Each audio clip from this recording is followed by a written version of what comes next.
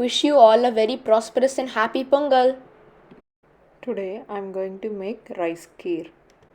For that I am going to use basmati rice. Rinse 1/4 cup basmati rice a couple of times in fresh water and soak it for 15 to 20 minutes in enough water.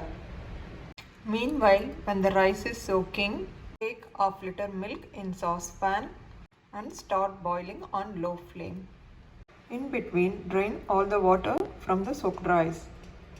Once the milk begins to boil, add drained rice to the hot boiling milk and mix it well.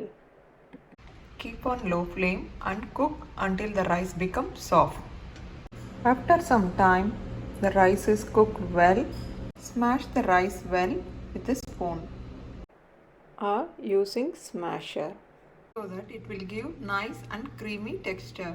If your kheer is too thick, you can add some more milk. After smashing well, add required amount of sugar and mix it well. Instead of sugar, you can use jaggery syrup or condensed milk. After mixing the sugar, cook for few more minutes.